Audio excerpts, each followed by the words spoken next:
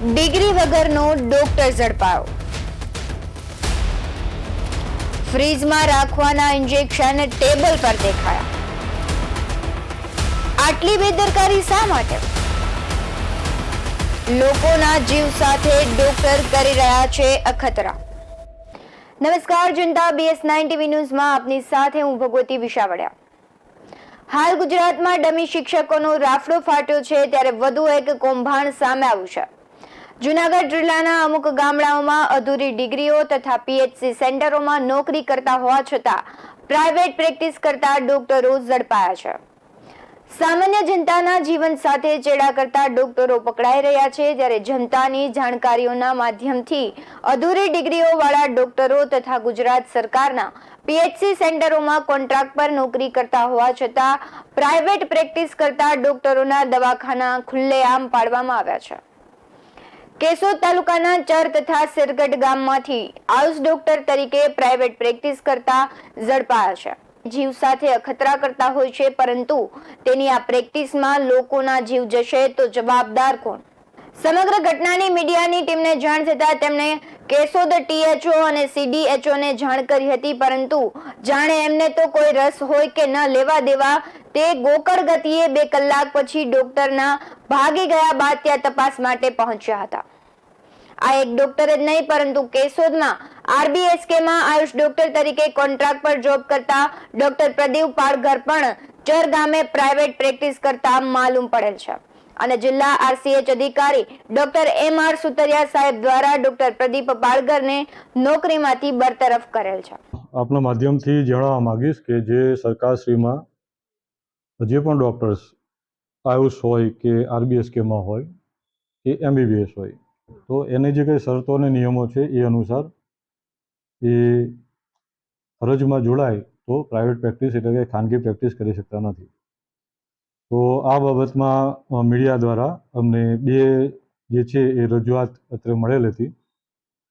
એ બંને તબીબની સામે જે છે એ કાર્યવાહી કરી.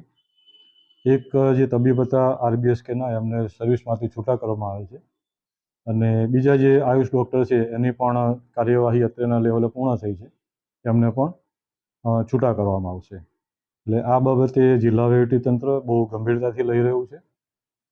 અને જે બોગસ ડૉક્ટરની વાત કરી છે, એ જે કરણી ગામમાંથી રજૂઆત મળેલી, એ બાબતે THO કેશોદ મારફત એની પોલીસ ફરિયાદ પણ થઈ ગઈ છે.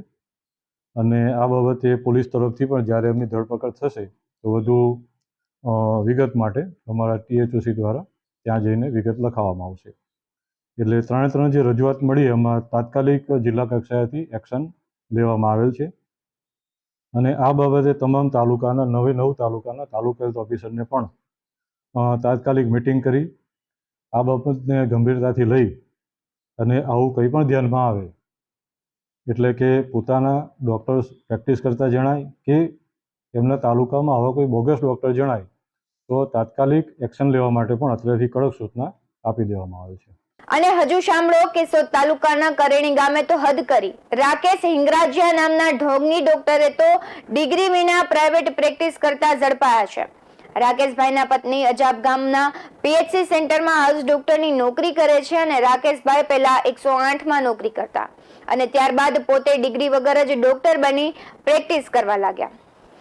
વાત આટલી જ પૂરી નથી થતી. મેંદરડા તાલુકાના પણ ડેડકિયા ગામના PHC સેન્ટરમાં આયુષ ડોક્ટર તરીકે જોબ કરતા ડોક્ટર હિમાંશુ શેખાવતને શેરગઢમાં પ્રાઇવેટ પ્રેક્ટિસ કરતા માલુમ પડેલ, તેથી આ ડોક્ટરને પણ ડોક્ટર MR સુતરિયા સાહેબે જાણકારી આપી અને આમને પણ બરતરફ કર્યા છે. બોગસ ડોક્ટર ઝડપાવવાનો સિલસિલો યથાવત છે, ત્યારે એક પછી એક ડોક્ટરો ઝડપાઈ રહ્યા છે. ત્યારે સવાલ થાય કે આવા ડોક્ટરો સામે કેમ કોઈ નક્કર પગલાં લેવાતા નથી? શા માટે તે લોકોના સ્વાસ્થ્ય સાથે કોઈ ડર વગર ચેડા કરી જાય છે? આવા જ વધુ અહેવાલો સાથે મળતા રહીશું. તમે અમારી YouTube ચેનલને સબસ્ક્રાઇબ કરવાનું અને અમને Facebook અને Instagram પર ફોલો કરવાનું ભૂલશો નહીં. બાકી અવનવી અપડેટ્સ માટે તમે જોતા રહો BS9 TV ન્યૂઝ.